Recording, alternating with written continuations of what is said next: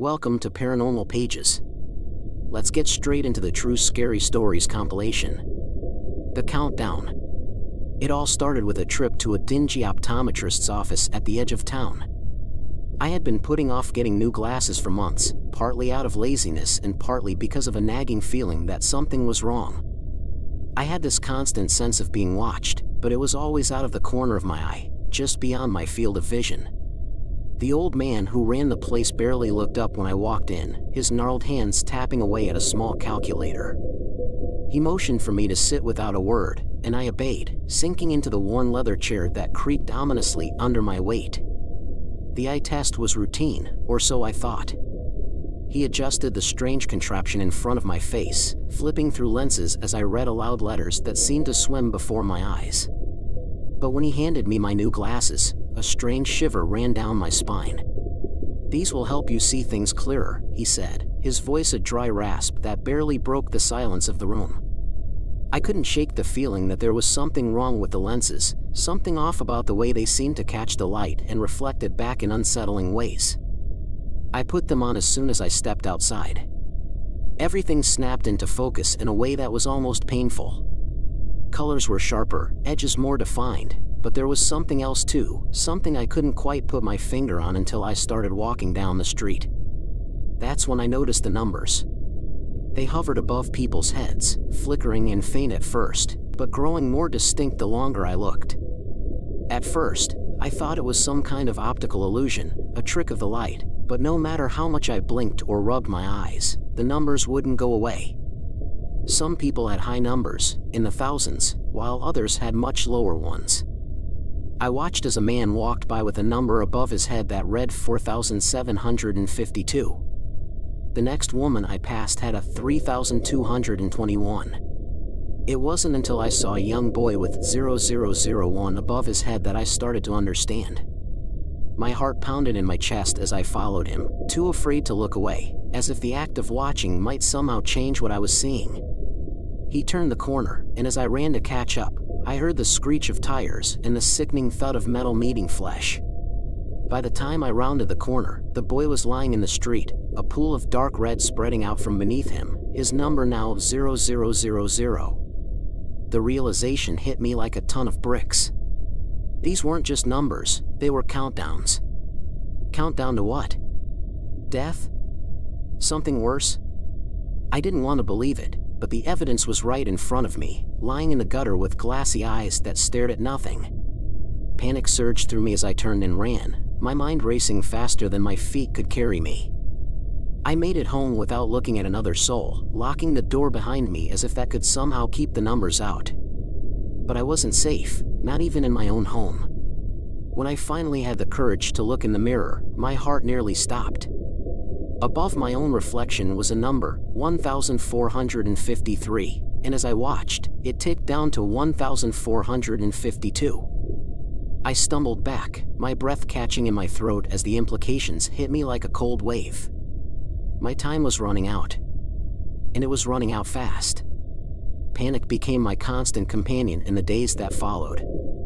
Every waking moment was spent staring at the numbers above my head, obsessively watching them tick down. I barely left my apartment, too terrified of seeing the countdowns on others. When I did venture out, it was only for essentials, but even then, the numbers haunted me. I couldn't look people in the eye, couldn't stand the pity I felt when I saw someone with a low number. I'd watch them go about their lives, unaware that their time was slipping away, and wonder if there was something I should do, if there was anything I could do. But what could I say? "Excuse me, sir, you're going to die in 12 hours, 27 minutes, and 40 seconds?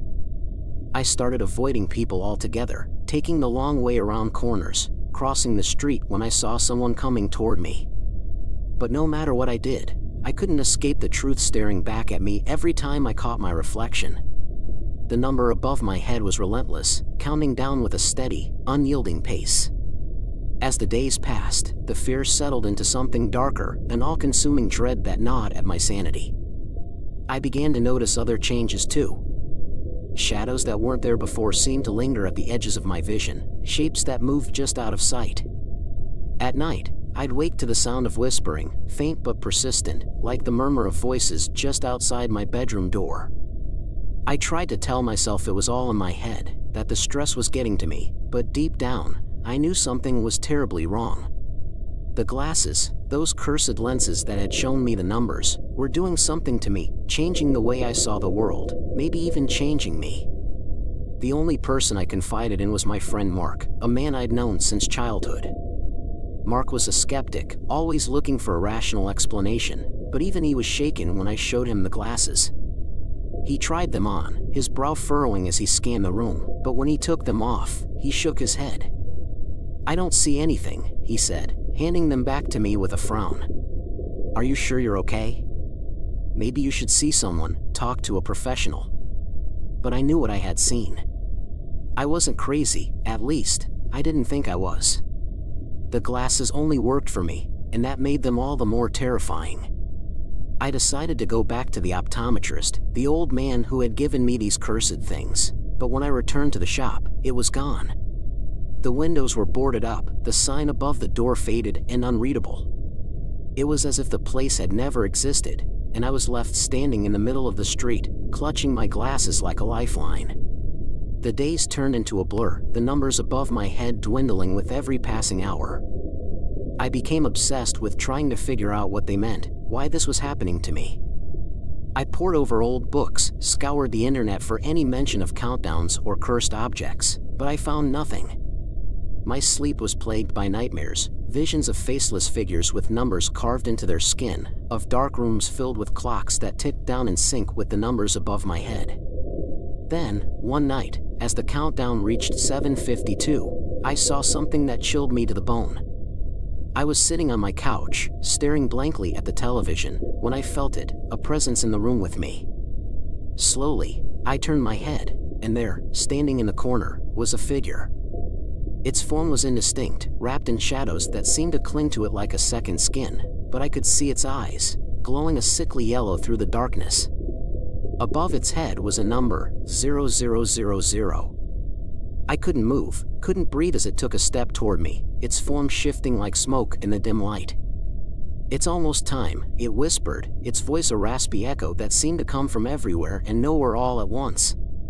I bolted from the room, my heart pounding in my chest, but I could feel it following me, its presence heavy in the air. The numbers continued to tick down, relentless, merciless. And the closer they got to 0, the closer the figure seemed to get. Hey! Subscribe for more true scary stories. I didn't sleep that night.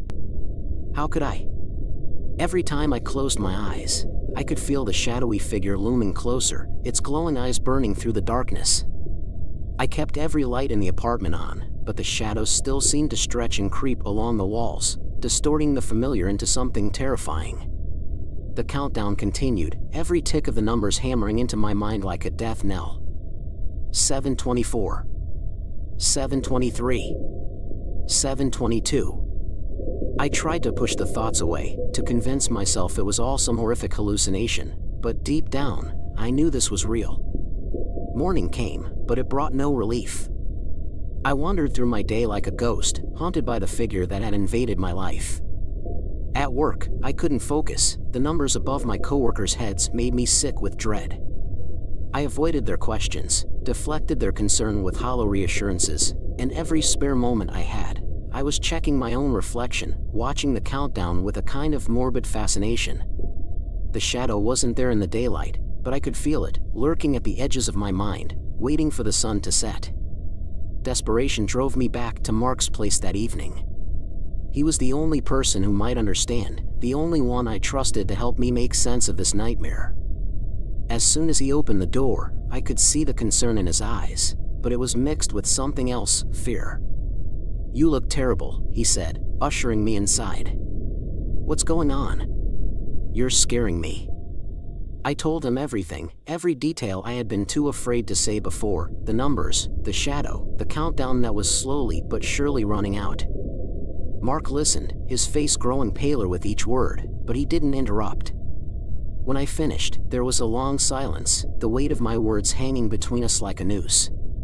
Finally, he spoke, his voice barely above a whisper.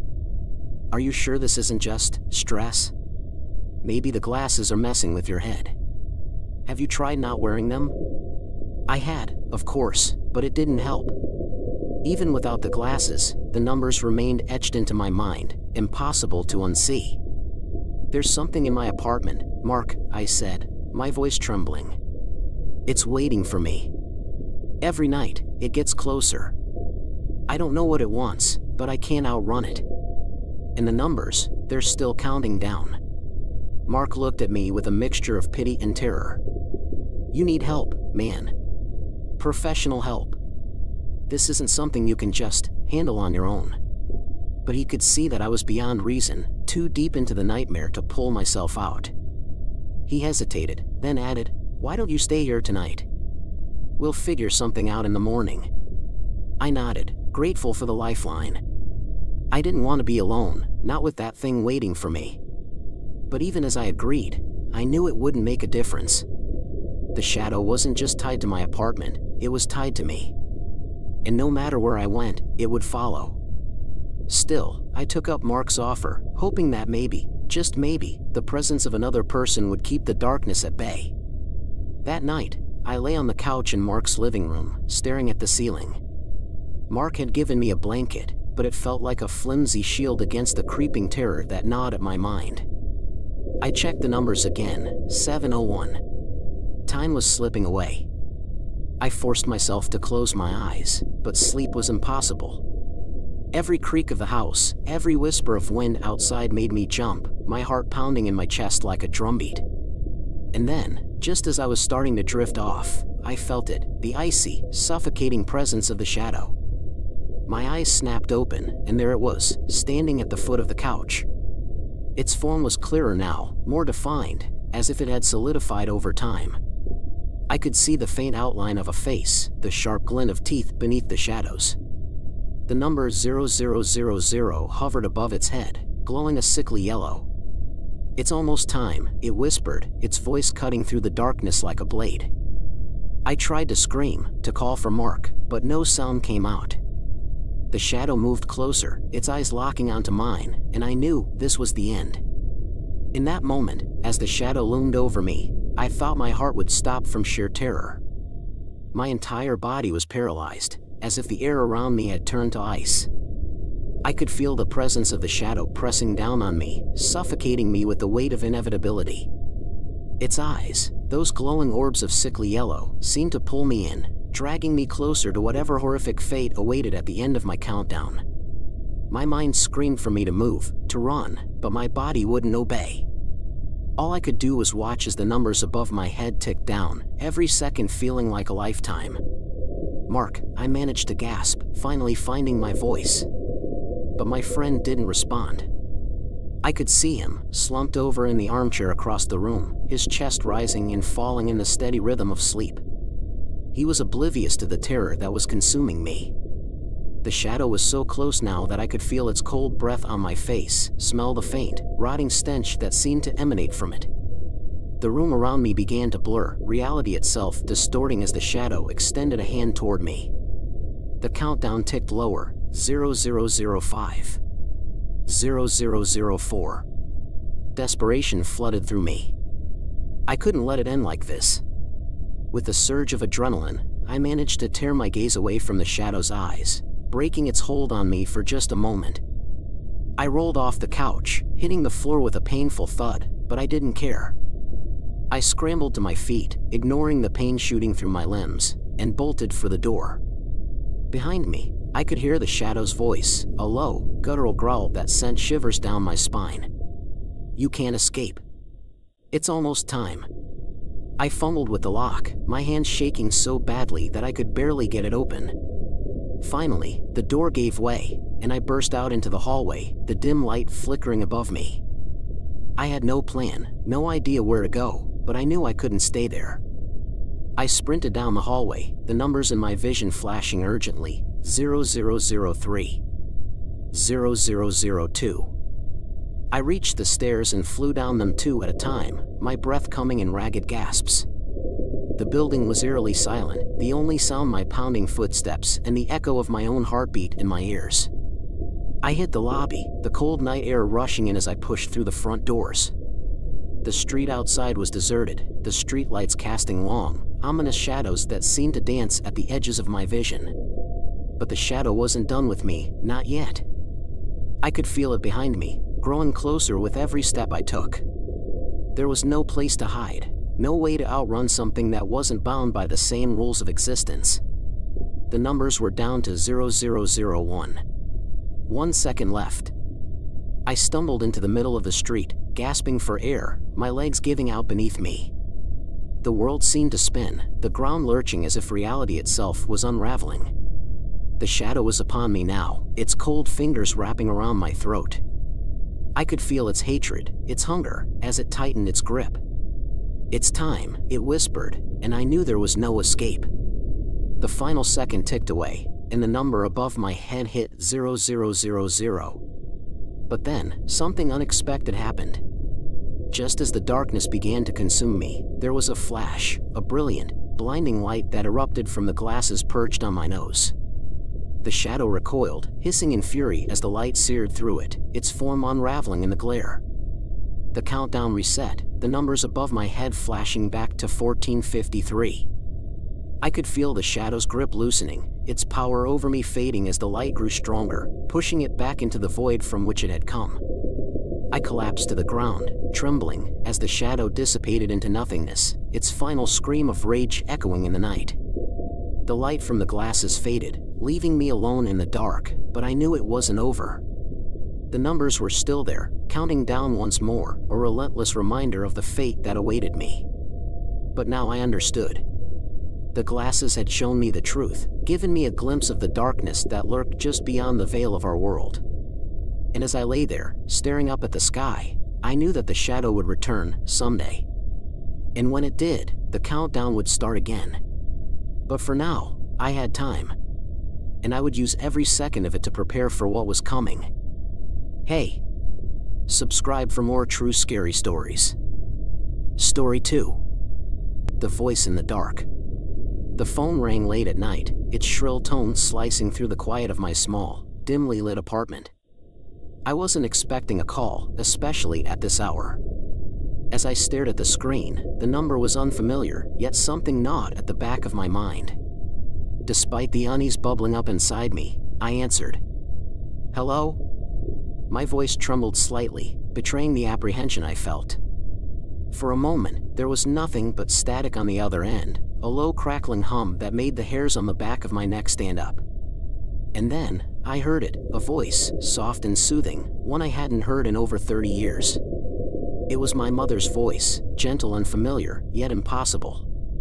My heart stuttered in my chest. My mother had been mute since birth. She had never spoken a word. "Rebecca, my dear, how are you?" The voice was unmistakable, a sound I had only imagined in dreams, the one I had longed to hear throughout my childhood. There was no mistaking it, it was her, but it couldn't be. My mind raced, trying to piece together the impossible puzzle. Was this some kind of cruel joke? "And Mom?" I stammered, my voice cracking as I spoke. Silence met my question, followed by a soft chuckle, the same chuckle my mother would give when I was a child, whenever I got into mischief. It sent a shiver down my spine. The familiarity was unsettling, to say the least. This wasn't just someone mimicking her voice, it was as if she had truly spoken, despite the impossibility. "Don't be frightened, my sweet. I've always been with you," she said, her tone laced with a warmth that both comforted and terrified me. My hands shook as I gripped the phone tighter, my mind struggling to comprehend what was happening. It had to be a prank, or maybe I was dreaming.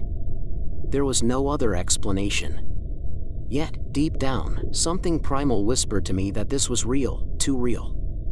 The connection cut off abruptly, leaving me alone in the suffocating silence of my apartment. I dropped the phone, backing away from it as if it had burned me. My heart pounded in my chest, and my breath came in shallow gasps. I couldn't shake the voice from my mind, the impossible voice of my mother that lingered like a ghost in the air. I wanted to believe it was just a bad dream, but I knew better. I could still feel her presence, her voice echoing in my mind, intertwining with my thoughts. In the days that followed, the voice returned, calling me at odd hours, always the same, always soothing, yet with an undercurrent of something darker, something that filled me with dread. Each time, she spoke as though nothing was amiss, as though she had always been able to speak. But I knew the truth. My mother had never uttered a word in her life. The mystery of the voice consumed me, and I began to lose myself in its pull, desperate for answers that I wasn't sure I wanted to find. I couldn't escape the feeling that something was terribly wrong. The voice on the phone had a strange effect on me, a mixture of dread and longing. Each time I heard it, I felt as though I was slipping further away from reality. I couldn't confide in anyone. How could I explain that I was receiving phone calls from a mother who had never spoken a word? People would think I was losing my mind, and maybe I was. The nights grew longer, each one darker than the last, the silence in my apartment heavier with every passing hour. One evening, I decided to visit my mother. She lived in the same old house I grew up in, a place that had always felt like a tomb. The air around it was thick with memories, the kind that clung to you like cobwebs. As I pulled up to the house, I noticed something unsettling. The windows were all dark, and there was an eerie stillness that made my skin crawl. I hadn't called ahead, but I knew she would be there. She was always there, living in that house, a relic of the past that refused to let go. I knocked on the door, my hand trembling as I did. There was no answer, but the door creaked open under my touch, revealing the dimly lit hallway beyond. The air inside was stale, filled with the scent of old wood and dust. My footsteps echoed as I walked through the house, the floorboards creaking beneath me. I called out to her, but there was only silence. A deep, suffocating silence that pressed against my ears, making me feel as though I was underwater. I found her in the living room, sitting in her old armchair by the window. She was staring out into the darkness, her expression blank, as if she were lost in a world of her own. I approached her slowly, my heart pounding. "Mom?" I whispered, the word catching in my throat. She didn't respond, didn't even blink. It was as if she hadn't heard me at all. I knelt beside her, reaching out to touch her hand, but she remained still, unresponsive.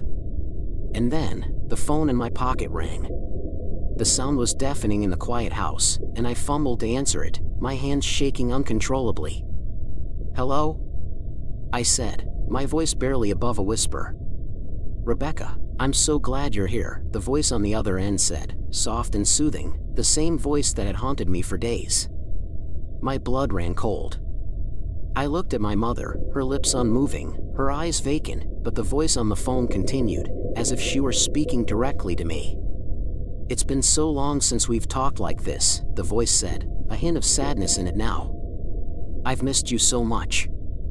I dropped the phone, the impact echoing in the silent room. The voice continued to speak, even as the phone lay on the floor, her words filling the room, wrapping around me like a shroud. I stumbled back, horror gripping me as I watched my mother, still silent, still motionless, but the voice, her voice, coming from everywhere and nowhere all at once.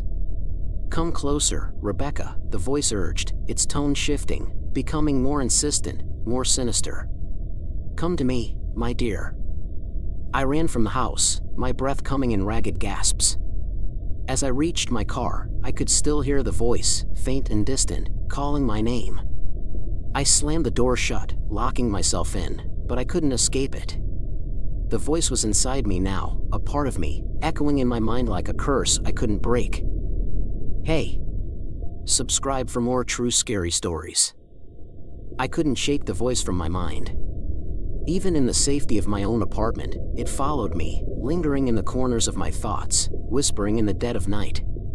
Sleep became a distant memory, each night filled with restless hours of pacing, my nerves frayed to the breaking point. I could feel something changing inside me, as if the voice was carving out a piece of me, replacing it with darkness. My apartment, once a refuge, now felt like a cage. Every creak, every shadow, seemed to pulse with an unseen presence. The phone calls grew more frequent, each one more unnerving than the last. My mother's voice, once soothing, now carried an edge that chilled me to the bone. She spoke of things I didn't understand, memories I couldn't recall, but which seemed to burrow into my mind like a parasite. It was as if she knew me better than I knew myself, as if she were drawing out something hidden deep within me. One night, as I sat in the darkness, the phone rang again. My hand hovered over it, dread curling in my stomach. But something compelled me to answer, a force stronger than fear. "Rebecca," the voice said, calm and familiar, yet laced with something sinister. "There's something you need to see. Come home." The words struck me like a physical blow, and before I knew it, I was out the door, the night air cold against my skin. The drive to my mother's house was a blur. The streets were empty, the town unnaturally quiet, as if the world had fallen into a deep, unnatural slumber.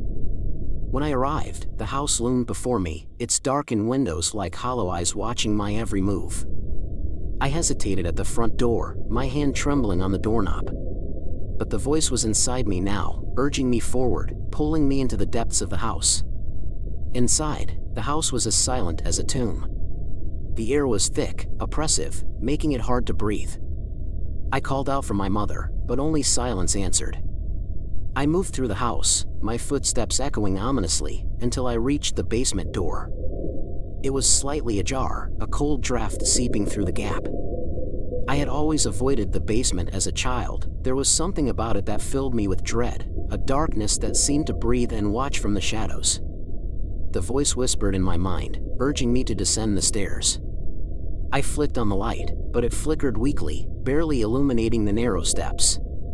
The air grew colder as I descended, the darkness pressing in around me. At the bottom, I saw the old rotary phone that had been there for years, dusty and forgotten. It was off the hook, the receiver hanging limply by its cord.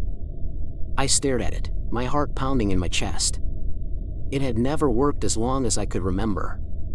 The basement was filled with old furniture covered in sheets, relics of a past that felt more like a dream than reality. And then, out of the corner of my eye, I saw movement. A shadow, slithering between the stacks of boxes and old furniture. I froze, my breath caught in my throat. The voice, my mother's voice, came again, but this time it wasn't through the phone, it was all around me, reverberating through the basement walls. "Rebecca," it hissed, now a low, guttural whisper, filled with malevolence. "You should never have come here." A figure stepped out of the shadows, and my blood ran cold.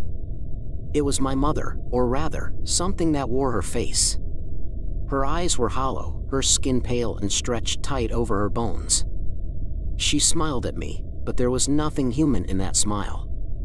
The creature before me was not my mother, but a twisted reflection, a dark echo of the woman I once knew. It raised a hand, reaching out for me, its fingers long and clawed, and I stumbled back, my mind screaming to flee. But my feet were rooted to the spot, the darkness wrapping around me like a vice. The voice grew louder, more insistent, as the creature moved closer, its eyes fixed on mine, hunger radiating from them.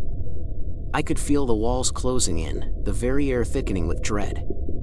The last thing I saw before the lights went out was the creature's face, twisted into a grotesque smile as it whispered, "You can never leave." Darkness swallowed me as the basement light flickered out, plunging the room into a suffocating void. The air was thick with the scent of decay, and the oppressive silence was broken only by the faint sound of my own ragged breathing. My eyes struggled to adjust, but the darkness was absolute. I could feel the creature's presence, its cold breath on the back of my neck, its twisted form lurking just beyond my reach. Panic surged through me, and I stumbled backward, desperate to find an escape. My hands fumbled for the stairs, for anything that might lead me out of the abyss. But as I moved, the voice returned, stronger and more malignant than before. It wasn't just in my head, it was all around me, filling the room, echoing off the walls in a cacophony of torment. "Rebecca," it crooned, the sweetness now gone, replaced by something darker, more insidious. "You belong to me now." My heart pounded in my chest, and I forced myself to take a step forward, then another, but each movement felt like wading through quicksand. The walls seemed to close in, the basement shrinking, trapping me in its clutches. I could feel the creature's gaze, burning into me, a predator toying with its prey. Every instinct screamed for me to run, but there was nowhere to go. The darkness had consumed the house, twisting it into a labyrinth of nightmares. And then, out of the corner of my eye, I saw a faint glimmer of light, a small, flickering flame that appeared to float in the air, like a distant candle in the blackness. Hope flared within me, and I stumbled toward it, my hands outstretched. But as I drew closer, the light began to change, warping into a figure, ghostly and ethereal. It was my mother, or at least the woman she had once been, before the darkness claimed her. She stood before me, her expression filled with sorrow, her eyes pleading. "Rebecca, you have to go," she whispered, her voice faint but urgent. "Leave this place. It's too late for me, but you can still escape." Her words were a lifeline, pulling me out of the pit of despair that threatened to consume me. But as I reached for her, she began to fade, the light dimming, the darkness reclaiming her. "No!" I screamed, but it was too late. The figure dissolved into the shadows, leaving me alone once more. Desperation clawed at me, and I turned to flee, my hands searching for the door, for anything that could lead me out. But the creature was faster. It lunged at me from the shadows, its twisted form appearing out of the darkness like a nightmare given flesh. Its clawed hands wrapped around my wrist, cold and unyielding, dragging me back into the abyss. The voice hissed in my ear, venomous and triumphant. "You can't leave, Rebecca. You're part of this now." The creature's grip tightened, pulling me closer, its face inches from mine. I could see the madness in its eyes, the hunger that drove it, and I knew then that there was no escape. The darkness wasn't just in the basement, it was inside me, a part of me. The phone calls, the voice, had all been leading to this moment, binding me to the house, to the thing that had taken my mother. The last of my strength ebbed away as the creature's grip pulled me into the darkness. I tried to scream, but no sound came out, my voice lost to the void. The basement walls twisted around me, warping into a tunnel of shadows, dragging me deeper into the house's malevolent heart. As the darkness closed in, I felt myself fading, becoming one with the silence, a part of the house just as my mother had become. In the final moments, as the last shred of light disappeared, the voice whispered one final time, not in anger or triumph, but in a cold, chilling satisfaction. "Welcome home, Rebecca." The world dissolved into darkness, the silence absolute, and I was no more. Whispers on the wind. The first time I heard it, I was alone in the garden, tending to my late mother's roses. It was a soft whisper, a gentle breeze that caressed the nape of my neck, sending a shiver down my spine. My name, Evelyn, was carried on the wind, so faint I almost convinced myself it was just a figment of my imagination. But the unease settled deep in my bones, a gnawing sensation that something wasn't right. I glanced around, expecting to see someone standing at the edge of the property, but there was no one there, just the tall, swaying trees and the endless stretch of the garden.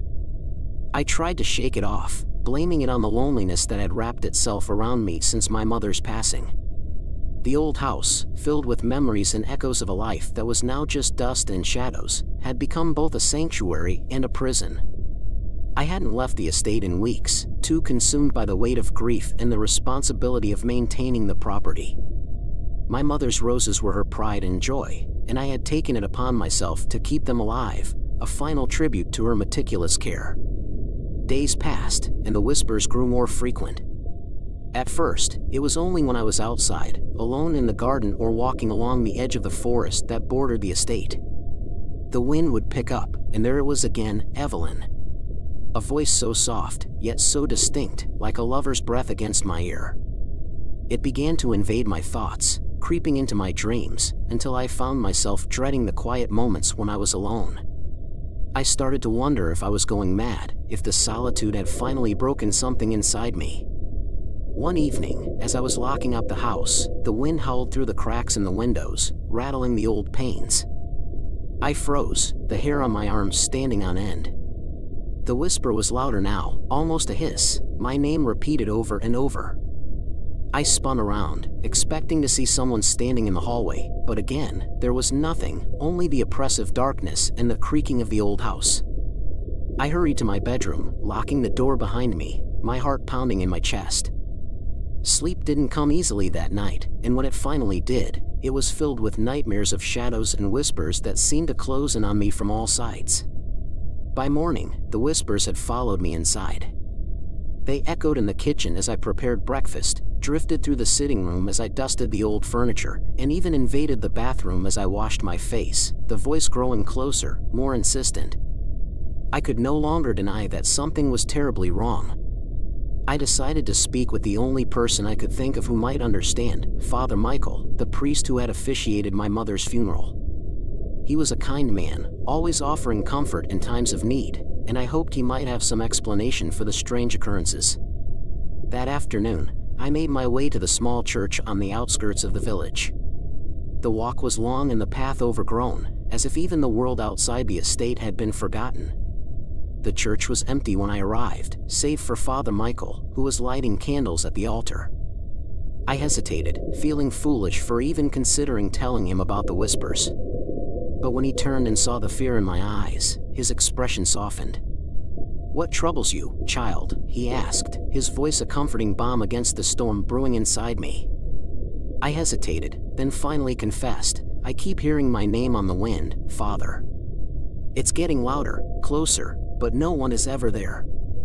Father Michael's face grew serious, and he crossed himself before speaking. "The wind can carry many things, Evelyn. Some of them are best left unheard. You must be cautious, such whispers often herald something unnatural." His words sent a chill down my spine, and I felt the weight of the old house and its secrets pressing down on me, more suffocating than ever before. Father Michael's warning haunted me as I walked back to the estate. His words circled in my mind like vultures, picking at my sanity. Something unnatural. I had always dismissed such notions as superstitious nonsense, the kind of talk meant to scare children and the gullible. But as I crossed the threshold into the house, I could feel it, an oppressive weight in the air, thick with something unseen but undeniably present.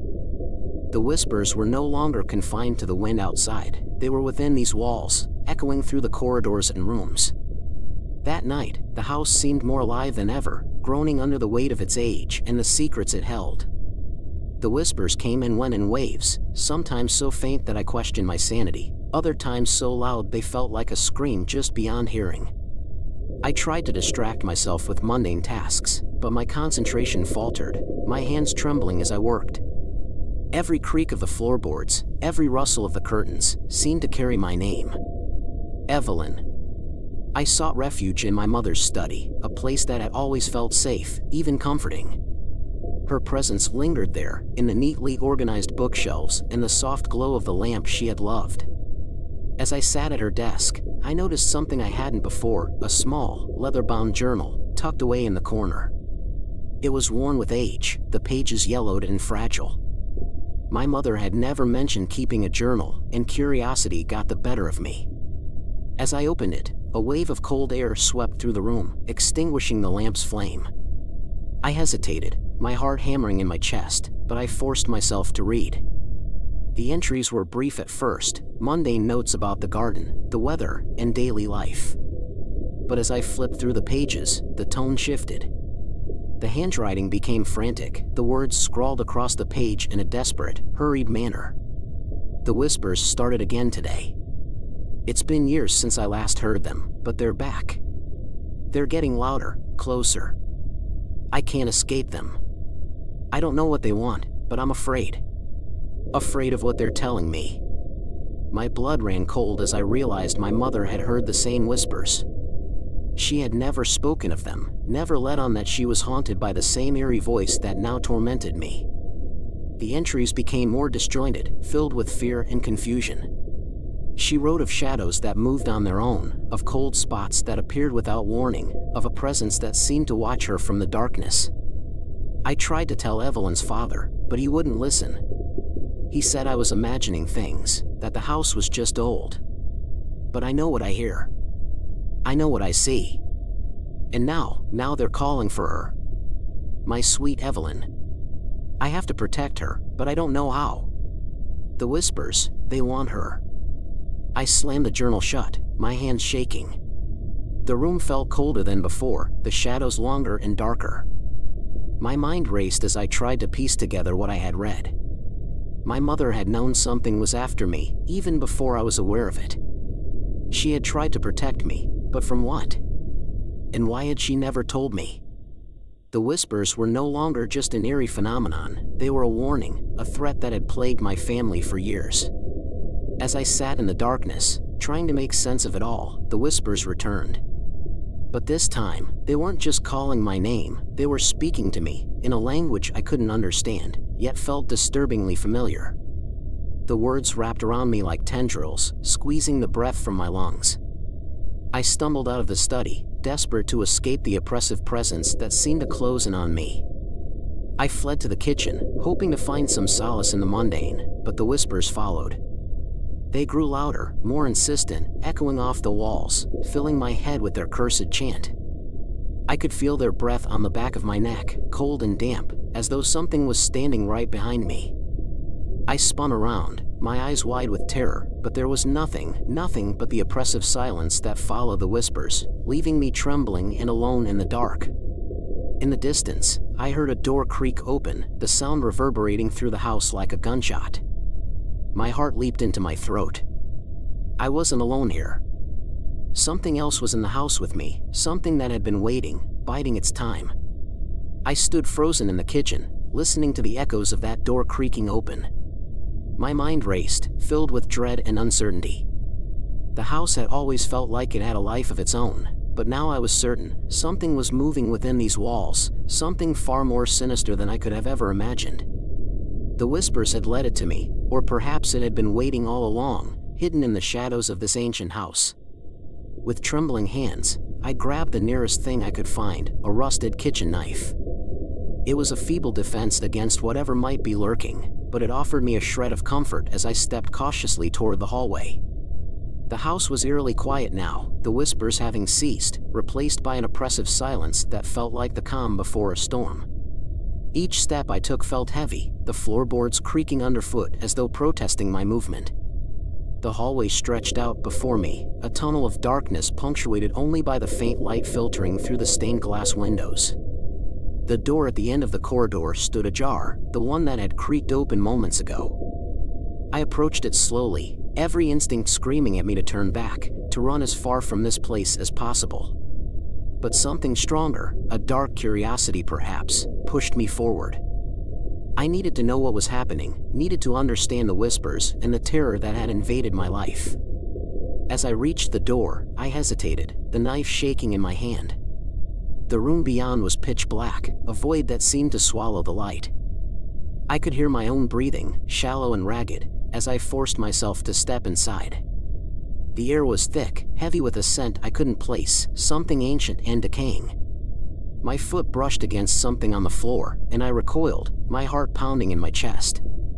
Fumbling in the darkness, I reached for the light switch, my fingers brushing against the cold metal. The light flickered on, revealing the room in all its decrepit glory. It was the old storage room, one I had rarely entered. Boxes were piled haphazardly in the corners, covered in dust and cobwebs, relics of a past long forgotten. But it wasn't the clutter that caught my attention, it was the figure standing in the far corner, barely visible in the dim light. My breath caught in my throat. The figure was tall and thin, its body obscured by shadow. I couldn't make out its face, but I could feel its gaze on me, piercing through the darkness. My first instinct was to flee, to get as far away from that thing as possible. But something kept me rooted in place, a morbid fascination mingled with sheer terror. The figure didn't move, didn't speak, but I could hear the whispers again, louder now, filling the room with their insidious chant. "Who are you?" My voice was barely a whisper, trembling with fear. The figure didn't respond, but I could see it shift slightly, its form becoming more defined, as though it was stepping closer. I gripped the knife tighter, my knuckles white, as the whispers grew louder, almost deafening now. And then, suddenly, it spoke, not with words, but with a low, guttural sound that seemed to vibrate through the walls, shaking the very foundation of the house. The lights flickered, casting the room into brief moments of total darkness, each one feeling like an eternity. When the light returned, the figure was closer, just a few feet away from me now, its face still obscured by shadow. I stumbled back, panic surging through me. "Stay back!" I screamed, brandishing the knife in front of me. But the figure didn't stop. It advanced slowly, deliberately, the whispers now a cacophony of voices, each one calling my name with a sense of urgency and desperation. I backed up until I hit the wall, the cold surface a stark contrast to the heat of my terror. There was nowhere left to run, nowhere left to hide. The figure loomed over me now, its presence suffocating, and in that moment, I knew I wasn't going to make it out of this house alive. This thing, whatever it was, had been waiting for me, biding its time. The whispers had been a lure, drawing me deeper into its trap, and now there was no escape. The last thing I remember before the darkness took me was the figure reaching out, its hand cold as death itself, and the whispers finally falling silent, as though they had achieved their goal.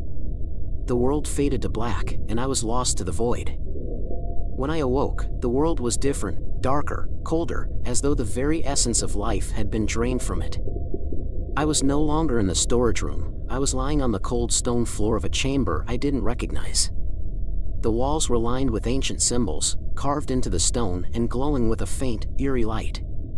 The air was thick with the scent of decay, and the oppressive silence was broken only by the distant sound of something dripping, slow and steady, like the ticking of a clock. I struggled to sit up, my body aching as though I had been beaten. My head throbbed with a dull, persistent pain, and my mind was clouded, the memories of what had happened fragmented and hazy. I remembered the figure, the whispers, and the overwhelming sense of dread. But now, as I tried to piece together the events, it all felt distant, as though it had happened to someone else. And then I heard it, the whisper, soft at first but growing louder, closer, until it filled the chamber. Evelyn. The sound of my name reverberated off the walls, echoing in a way that was both familiar and utterly terrifying. I scrambled to my feet, pressing myself against the cold stone, my eyes darting around the room for any sign of the figure, any escape. But there was no escape. The chamber had no doors, no windows, only the walls, covered in those strange symbols, pulsing with an unnatural light. The whispers swirled around me, forming words, phrases that I couldn't understand, but that filled me with an overwhelming sense of despair. I could feel something watching me, something ancient and malevolent, lurking just beyond the edge of my vision. As I stood there, trembling, a part of the wall shifted, revealing a hidden alcove. Inside, I saw something that made my blood run cold, a small, ornate box, its surface covered in the same symbols that adorned the walls. It was ancient, though it darkened with age, and as I approached it, I could feel a pulsing energy emanating from within. The whispers grew more intense, as if urging me to open it, to reveal the secret it held. My hands shook as I reached for the box, every instinct screaming at me to stop, to leave it untouched. But the whispers were relentless, driving me forward. As I lifted the lid, the chamber seemed to vibrate with a low hum, the symbols on the walls glowing brighter, almost blinding. Inside the box was an object wrapped in tattered cloth, and as I slowly unwrapped it, I felt a wave of cold wash over me, seeping into my bones. It was a mirror, small, cracked, and tarnished with age. But as I stared into it, I saw something that wasn't my reflection. The face staring back at me was twisted, contorted with agony and rage, the eyes burning with a malevolent fire. It was me, but not me, an echo of something darker, something that had been waiting, watching from the depths of that mirror for centuries. And then it spoke, not in whispers but in a voice that shook the very foundation of the chamber. "You are mine, Evelyn. You always have been." The voice was a chorus of all the whispers I had heard, woven together into a single, terrifying entity. The reflection in the mirror reached out, its hand pressing against the glass, and I felt a cold, unyielding force pull at my very soul. I tried to look away, to break free from its grasp, but the mirror held me captive, its dark power overwhelming. I could feel myself slipping, being drawn into the depths of the glass, where shadows and whispers ruled, where light could never reach. The chamber around me began to fade, the symbols dimming as the mirror's pull grew stronger. Desperation surged through me, and I fought with every ounce of strength I had left, but it was no use. The reflection, that dark version of me, smiled with a twisted satisfaction as it dragged me into the abyss. The last thing I saw before the world went black was the mirror shattering, the pieces scattering across the chamber floor, each one reflecting the horror of what had just occurred. But even in the darkness, the whispers remained. They were louder now, echoing through the void, my name repeated over and over as if it was all that existed. Evelyn. The sound of my name became everything, surrounding me, suffocating me, until I realized that I was the whispers, and the whispers were me. I had become part of the darkness, part of the thing that had haunted me all along.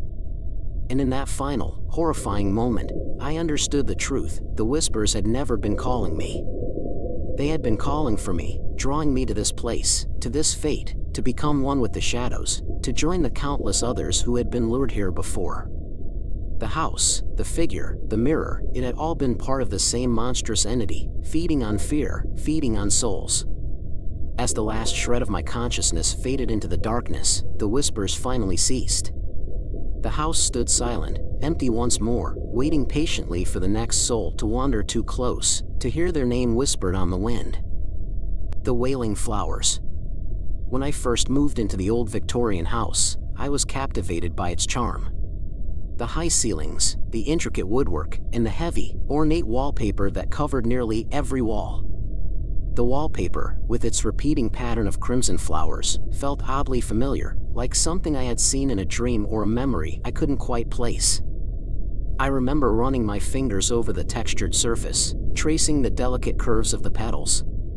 It was beautiful, but there was something about it that made me uneasy.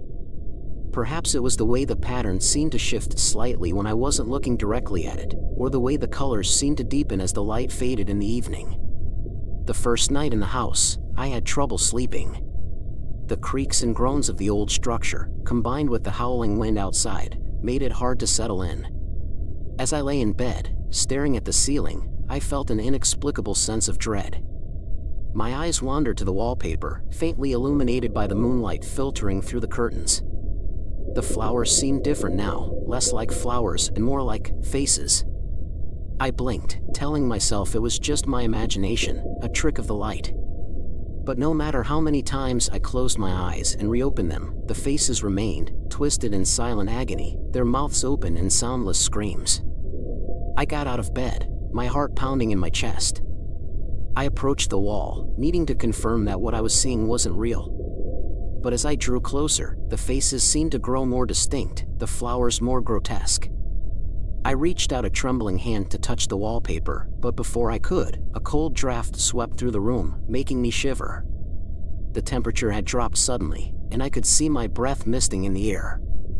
I stepped back, startled, and the faces on the wallpaper seemed to leer at me, their expressions shifting into something more menacing. I stumbled back to bed, pulling the covers over my head like a frightened child. I told myself it was just the house settling, the cold just a result of poor insulation. But deep down, I knew something was wrong. I lay there, trying to calm my racing heart, but the sense of being watched persisted. I could feel their eyes on me, the eyes of the wailing faces in the wallpaper. I squeezed my eyes shut, praying for sleep, but it didn't come. Instead, I heard a soft whisper, like the rustle of leaves in the wind. It was faint, almost imperceptible, but it was there. The voice was coming from the wall. "Help us," it said, barely more than a breath. I froze, too terrified to move. The whispering continued, growing louder, more desperate. "Please, help us." I couldn't take it anymore. I leaped out of bed, grabbed my phone, and fled the room, slamming the door behind me. I spent the rest of the night on the couch in the living room, the lights on and the television playing some mindless show at full volume to drown out the whispers. But even then, I could still hear them, faint but persistent, seeping through the walls like a poison. I knew, without a doubt, that something was terribly wrong with this house, and especially with that wallpaper. The next morning, I tried to convince myself that the events of the previous night were just a vivid nightmare brought on by the stress of moving. I avoided the bedroom, opting instead to throw myself into unpacking, hoping the mundane tasks would ground me in reality. The sun was shining brightly through the windows, casting warm light over the polished wood floors and giving the house a welcoming glow. It felt silly to think that a few strange shadows could frighten me so much. But as the day wore on, the uneasy feeling in my stomach refused to fade.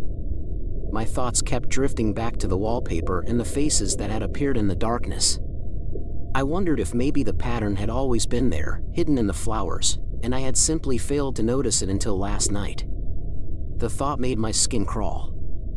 I decided to take a closer look, hoping to dispel my fears once and for all. Armed with a sense of determination, I returned to the bedroom. The room was bathed in daylight now, the wallpaper looking as innocent as ever. The crimson flowers were delicate and beautiful, arranged in an intricate pattern that seemed to flow like a river across the walls. I took a deep breath and stepped closer, running my fingers over the surface again. This time, there was no sign of the faces. Just flowers, as it should be. Relief washed over me, but it was short-lived. As I turned to leave the room, I caught a glimpse of something out of the corner of my eye. A small, dark stain in the corner where the wallpaper met the floor. It was barely noticeable, but once I saw it, I couldn't unsee it. Kneeling down, I examined the stain more closely. It was a rusty brown color, like dried blood. My heart began to race again, and I instinctively recoiled, the memory of the whispered voices flooding back. The rest of the day passed in a blur of anxiety. I tried to distract myself with work, but my thoughts kept returning to the stain and the faces in the wallpaper. Who had lived in this house before me? What had happened here? I decided to do some research, hoping to find answers that would put my mind at ease. I started by searching online for any history of the house, combing through old records and news articles. What I found sent a chill down my spine. Several years ago, the house had been owned by a man named Edward Crane, a reclusive artist known for his dark and disturbing paintings. According to the reports, Crane had become obsessed with his work, spending days locked away in his studio, painting images of tortured souls and demonic entities.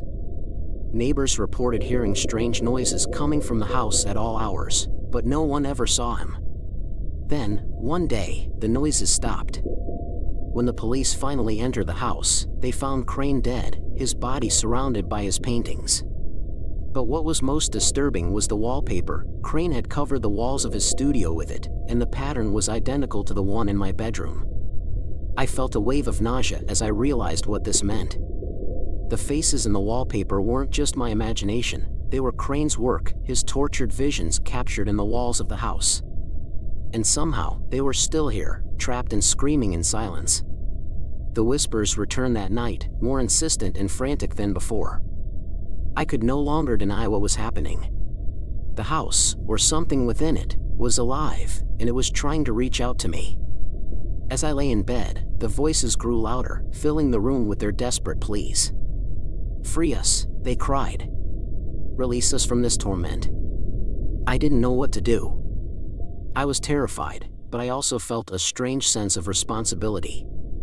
Whatever Crane had done, whatever evil he had unleashed, it was up to me to stop it. But how? How could I fight something that had no form, no physical presence, only a voice in the dark?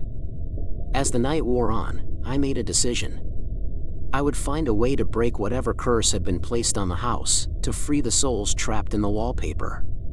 But as I drifted off to sleep, I couldn't shake the feeling that I had already become a part of their nightmare, and that escaping it would be far more difficult than I could ever imagine. The following day, I decided to search the house for any clues that might explain Edward Crane's madness. I started in the bedroom, carefully inspecting every inch of the wallpaper for any hidden messages or symbols. But aside from the disturbing faces, there was nothing out of the ordinary. Frustrated, I moved on to the rest of the house, searching through drawers, closets, and every nook and cranny I could find. Hours passed, and my hope of discovering anything tangible began to wane. It wasn't until I ventured into the basement that I found something truly unsettling. The basement was cold and damp, with a faint smell of mildew that clung to the walls.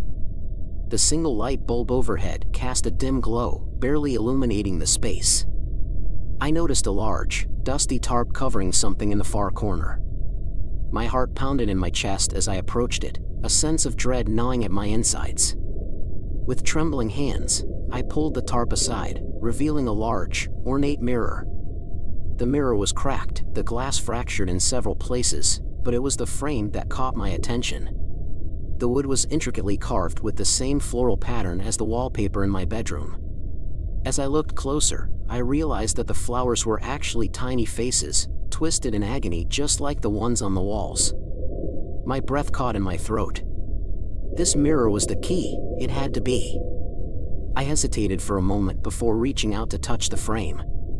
As my fingers brushed against the wood, the room seemed to grow colder, the light dimming even further. I could see my reflection in the cracked glass, but something was wrong. My reflection wasn't quite right.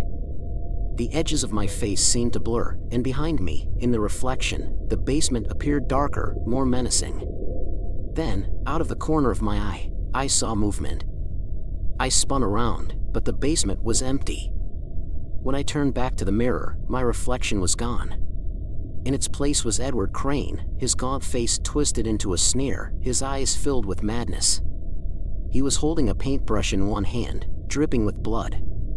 The sight of him sent a wave of terror through me, and I stumbled back, almost tripping over the tarp in my haste. But Crane's reflection didn't move. He stared at me through the mirror, his lips moving silently as if he were trying to speak.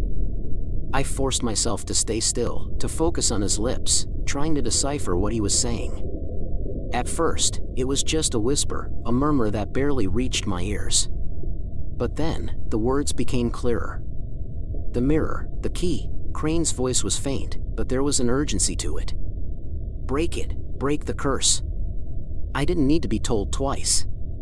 I looked around the basement for something to smash the mirror with, but before I could act, the temperature plummeted. I could see my breath misting in the air again, and the voices, the same voices from the wallpaper, filled the basement. They were screaming now, a cacophony of agony and despair. The mirror's glass began to ripple, as if it were made of water, and the reflection of Crane started to change, morphing into something far more terrifying. His face elongated, the features distorting into a monstrous visage. His eyes turned black, soulless voids that bore into me. The mouth stretched into an impossibly wide grin, revealing rows of sharp, needle-like teeth. The mirror began to tremble in its frame, the cracks widening as the demonic figure tried to push its way through. Panic surged through me. I grabbed the first thing I could find, a heavy iron rod leaning against the wall, and swung it at the mirror with all my strength. The glass shattered with a deafening crash, fragments flying in every direction. The screams reached a fever pitch, then suddenly fell silent, leaving me in a deafening, oppressive quiet. I stood there, panting, surrounded by shards of glass. The mirror was destroyed, but the sense of dread hadn't lifted. If anything, the silence felt even more menacing, as if something was waiting, lurking just out of sight. My eyes darted around the basement, expecting to see Crane's monstrous reflection emerging from the shadows, but there was nothing. Just the broken mirror and the oppressive stillness. But I knew this wasn't over. I had done what Crane's reflection had told me, but I couldn't shake the feeling that I had merely scratched the surface of something far more sinister. The house was still alive with whatever evil Crane had unleashed, and breaking the mirror might have only made it stronger. I barely slept that night, my mind racing with what had happened in the basement. The house felt different now, heavier, as if the very air was thick with malice. I wanted to believe that smashing the mirror had ended whatever curse lingered here, but deep down, I knew better. The faces in the wallpaper were still there, and their whispers had grown louder, more frantic, as if the destruction of the mirror had only aggravated them. They were no longer begging for help, they were warning me. The next morning, I knew I needed answers. I couldn't stay in this house any longer, not without understanding what was really going on. I decided to visit the local library, hoping to find more about Edward Crane and the dark history of the house. The librarian, a kindly older woman, helped me locate a section on local history, and it wasn't long before I found what I was looking for, a dusty old tome with the name Crane scrawled in faded ink on the spine. As I flipped through the brittle pages, a grim picture began to emerge. Edward Crane wasn't just a painter, he was a man obsessed with the occult. The book detailed his descent into madness, driven by his search for power and immortality through dark rituals. He believed that by trapping souls in his paintings, he could harness their energy to achieve eternal life. The wallpaper in my bedroom wasn't just a decoration, it was his final masterpiece, a prison for the souls he had tormented and killed. The flowers were the faces of his victims, their agony immortalized in the walls. And the mirror I had broken?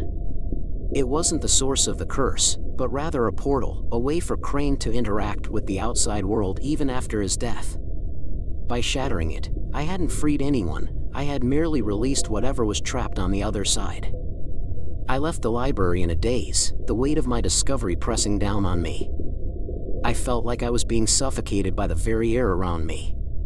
The sun was setting as I drove back to the house, the sky ablaze with fiery reds and oranges, but all I could think about was the darkness waiting for me inside. I knew I couldn't stay here, but I also couldn't just leave. The souls trapped in the wallpaper deserved peace, and I couldn't live with myself knowing I had walked away. When I arrived home, the house was deathly quiet. The air inside was cold, almost freezing, and the lights flickered ominously as I made my way to the bedroom. I hadn't heard the whispers since leaving the library, but now they returned, louder than ever, filling the room with their anguished cries. The wallpaper was writhing, the faces twisting and contorting as if trying to break free from their floral prison.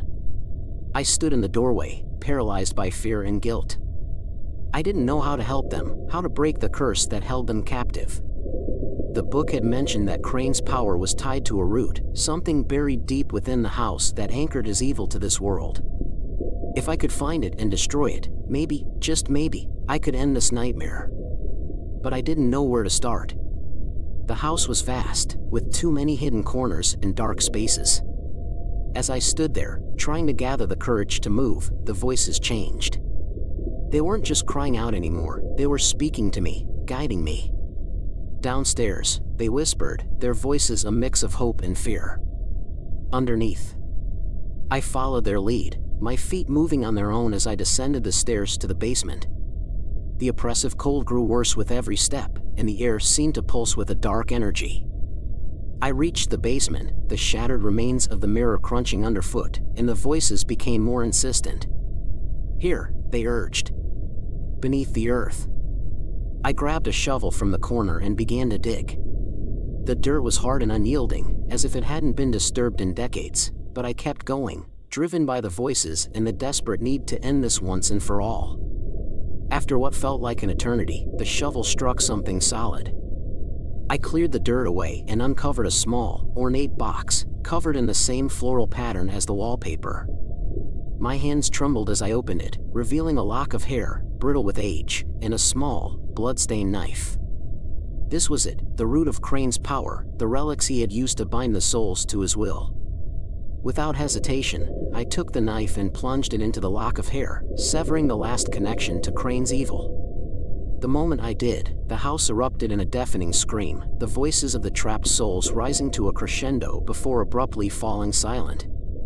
The air grew warmer, the darkness lifting as if a weight had been removed. I could feel the house exhale, as if it had been holding its breath for far too long. I left the basement in a daze, the box still clutched in my hand. The wallpaper in the bedroom was still, the faces gone, replaced by the original floral pattern. The curse had been broken, the souls freed from their torment. But as I stood there, staring at the now innocuous wallpaper, I couldn't shake the feeling that something was still watching me, something that had been released when I shattered the mirror. I turned to leave, but before I could step out of the room, I heard it, a soft, almost imperceptible whisper, coming from the walls. "Thank you." I froze, my heart hammering in my chest. The voice wasn't one of the tortured souls I had freed. It was darker, deeper, familiar. I turned slowly, dread pooling in my stomach as I saw it, a faint outline in the wallpaper, barely visible in the fading light, but unmistakable. It was Crane's face, smiling. "Hey! Subscribe for more true scary stories." The echoing house. The grand old house was perfect, or so I thought. Even on the first night, I sensed something was off. It had a way of breathing, like it was alive, with creaks and groans that seemed to echo in the stillness. I first noticed the strange echo while unpacking in the vast, echoing foyer. I muttered to myself, as I often do when no one's around, just little things. Where did I put that box? And to my surprise, the words seemed to linger in the air longer than they should have. At first, I brushed it off as the house's acoustics. After all, it was a large, empty space, and sound would naturally bounce off the walls. But the more I spoke, the more I realized the echo was wrong. Sometimes it repeated my words, but sometimes it said things before I even had the chance to. On the second night, I found myself alone in the living room, the fire crackling in the grand fireplace. The shadows it cast danced across the walls, adding an eerie life to the otherwise lifeless room. As I sipped my wine, I spoke aloud again, trying to make sense of the day's events. Why did I began, but before I could finish, a faint whisper, almost imperceptible, echoed from the walls. Why did I come here? The words sent a chill down my spine. I froze, my heart pounding in my chest. It was as though the house was finishing my sentences for me, anticipating my thoughts. Trying to shake off the creeping dread, I rationalized it away. The house was old, the walls thin, maybe I was hearing the neighbors, or maybe it was just the wind. But the voice didn't sound like a neighbor's or like the wind. It was soft, almost familiar, yet distorted as if it were being funneled through a long, dark tunnel. And the more I tried to convince myself it was nothing, the more insistent the echo became. Every word I spoke seemed to trigger it, like an unseen presence was listening, waiting to mimic me, to play with my mind. Over the next few days, the echoes grew bolder. They no longer waited for me to speak first. When I woke up in the morning, I would hear faint murmurs, as though someone was having a conversation just out of earshot. In the bathroom, as I brushed my teeth, the mirror would fog up, and there in the condensation, I would see vague impressions of words, messages that seemed to be for me alone. One morning, I was sure I saw the words "help me" scrawled across the glass. I wiped it away, hoping it was just a trick of the steam, but the feeling of being watched, of not being alone, clung to me like a second skin. It was on the fourth night that the echo spoke something truly chilling. I was in the bedroom, trying to sleep but unable to ignore the growing unease that settled over me like a blanket. As I lay there in the dark, staring up at the ceiling, I whispered to myself, I should leave. But before the words had fully left my lips, the echo replied, louder this time, more insistent, you can't leave. The voice was not my own, not exactly. It was like mine, but twisted, corrupted by something malevolent. I sat up, heart racing, and scanned the room. Nothing.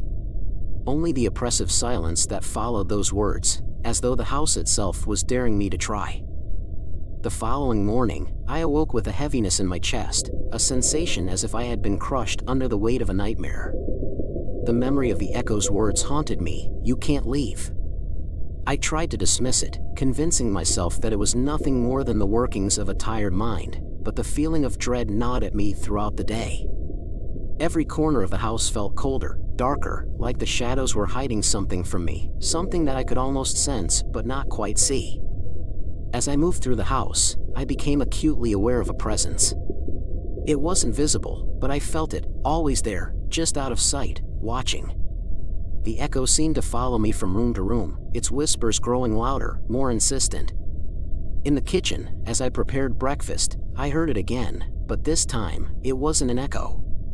The words came before I even had a chance to speak. Why are you still here? The voice asked, low and almost pleading. My hands shook as I dropped the knife I was holding, the clang of metal against tile shattering the eerie silence. I was starting to lose grip on reality.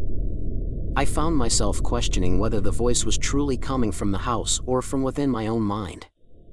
I had always been alone, ever since it happened. Moving into this house was supposed to be a way to start over, but instead, it felt like I was being pulled deeper into a nightmare. The voice became my constant companion, echoing my thoughts, sometimes even finishing my sentences before I could speak them aloud. Why are you doing this to me? I muttered under my breath, and immediately, the voice answered, I'm not doing anything. You brought this with you. Those words struck a chord deep within me. The way the voice said it, there was a truth to it, a truth I didn't want to acknowledge. My mind raced, searching for answers, but none came. The thought that I might have brought something with me, something dark, something sinister, terrified me. I tried to remember if anything strange had happened before I moved here, but my memory was clouded, like trying to peer through a fog. All I knew was that the more time I spent in this house, the more fragmented I felt. Desperation took hold of me. I decided to reach out to someone, anyone who could help make sense of what was happening. I called an old friend, a paranormal researcher, hoping that he might have some insight. "The house, it's alive, I think," I whispered into the phone, my voice trembling. He listened patiently, his tone calm, but his words only added to my fear. "Houses can hold memories," he said, "especially old ones. But if it's echoing your thoughts, finishing your sentences, it's not just a memory. It's something else, something that might have attached itself to you." He paused before adding, "You need to be careful. Don't trust it." His warning echoed in my mind long after the call ended. As night fell, the house seemed to tighten its grip on me. The shadows deepened, and the whispers grew louder, more coherent. I began hearing words and languages I didn't recognize, voices overlapping, as if different entities were trying to communicate with me all at once. The air grew colder, and with each passing hour, the feeling of being watched intensified until it became unbearable. I could no longer ignore the fact that I wasn't alone. Something was here with me, something that fed on my fear, something that I couldn't see, but could feel in every fiber of my being. And then, as if it had been waiting for the perfect moment, the echo spoke again, this time more clearly than ever before. "I'm not the only one," it said, the voice echoing from every corner of the room. "We're all here, with you. And we're not leaving." The lights flickered, and for a brief moment, I saw them, shadows moving in the darkness, eyes gleaming with a cold, hungry light. They were all around me, lurking in the walls, under the floorboards, in the very air I breathed. I was trapped, surrounded by unseen horrors that I had unwittingly invited into my life. I didn't sleep that night. How could I? The house was alive with whispers, every creaking groan laced with malevolence. I could hear them, the voices, the ones who claimed they were all here. I couldn't see them, but their presence was undeniable, as tangible as the walls that now felt more like a prison than a home. I spent the night in the living room, curled up on the couch, my eyes darting to every shadow, every corner, waiting for something, anything, to reveal itself. As dawn broke, the house fell eerily silent. The silence was worse than the whispers. It was as though the house was holding its breath, waiting for something. I knew I couldn't stay here, but the thought of leaving filled me with an inexplicable dread. I had no idea where I would go or what I would do, but I had to get out. I forced myself to move, to pack a bag, but the moment I stepped into the hallway, the floorboards creaked beneath my feet, and the whispers started again. "You can't leave," they hissed, more voices joining the chorus, overlapping, growing louder, more insistent. "You can't leave us." Panic set in. I rushed back to the living room, my heart racing, breath coming in short, frantic gasps. I had to find a way to end this, to break whatever hold the house had over me. But as I stood there, the echo of my own voice reverberated around me, repeating the words I had said the night before, "You can't leave."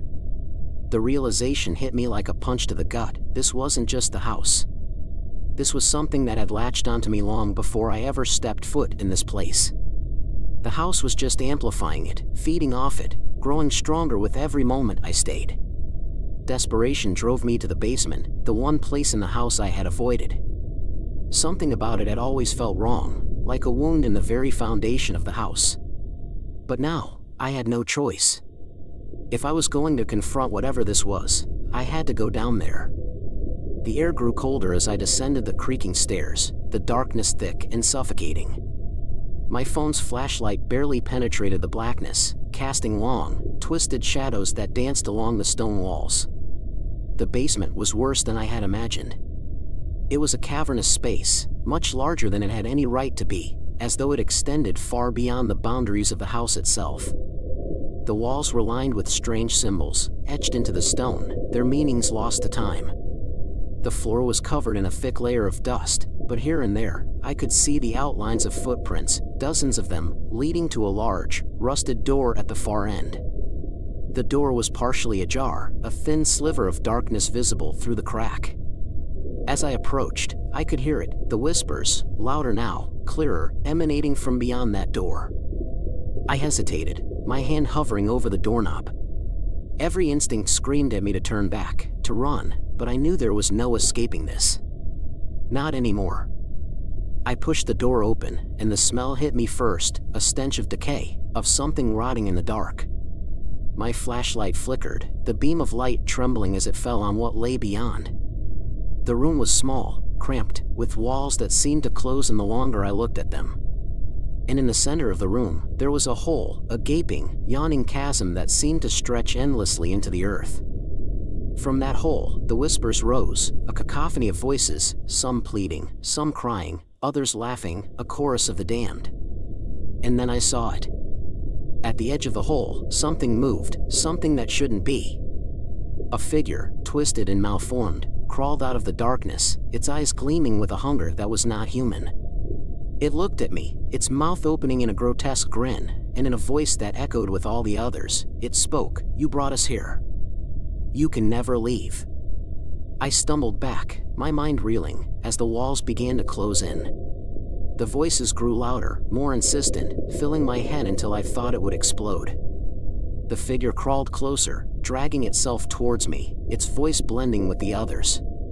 "We are many. We are one. And now, so are you." I ran.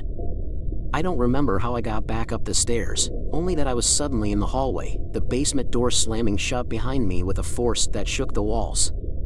But there was no escape. The whispers followed me, louder than ever, filling every room, every corner of the house. The thing I had seen, the twisted, crawling figure, was still down there, but its presence seemed to permeate the very air I was breathing, as if it had seeped into the walls, into my mind. I stumbled into the living room, my heart pounding so hard I thought it would burst. I had to get out, had to escape this nightmare before it consumed me. But even as I reached for the front door, I knew deep down that leaving wouldn't be that easy. The house had its claws in me now, its echoes reverberating through my very bones. Still, I had to try. I threw open the door and stepped outside, gasping for the fresh air I so desperately needed. But as I crossed the threshold, I heard it again, the voice, the one that had spoken to me in the basement. "You can't leave. We won't let you." The words sent a shiver down my spine. I was outside, but something was wrong. The world around me felt distorted, as if I were seeing it through a veil. The sky was a shade too dark, the trees twisted in ways that defied logic. And the whispers, they were still there, all around me, as if the house had extended its reach beyond its physical boundaries. I turned back to look at the house, and that's when I saw it. The front door was still open, but standing just inside, silhouetted by the dim light, was the figure. It was watching me, waiting, its grin widening as it realized I hadn't truly escaped. Panic surged through me as I ran, my feet pounding against the pavement. I didn't know where I was going, only that I needed to get as far away from that house as possible. But the farther I ran, the more the world around me began to blur. The trees seemed to close in, the sky pressing down, until I found myself back at the front of the house. It was as if I had never left. The door was still open, and the figure was still there, waiting. My heart sank as the truth settled in. There was no escape. The house, or whatever was inside it, had me trapped in its own twisted reality. I tried to scream, but no sound came out. The whispers had grown louder, more insistent, until they were all I could hear. My thoughts were no longer my own, my mind filled with the voices of those who had come before me, those who had been consumed by the house. They were inside me now, their memories, their fears, merging with mine until I could no longer tell where I ended and they began. In the figure at the door, it was no longer just one entity. It was many, all those lost souls twisted together into something far more terrifying. I fell to my knees, clutching my head as the echoes overwhelmed me. I could feel the house tightening its grip, the walls closing in, the floor shifting beneath me as if the entire structure was alive.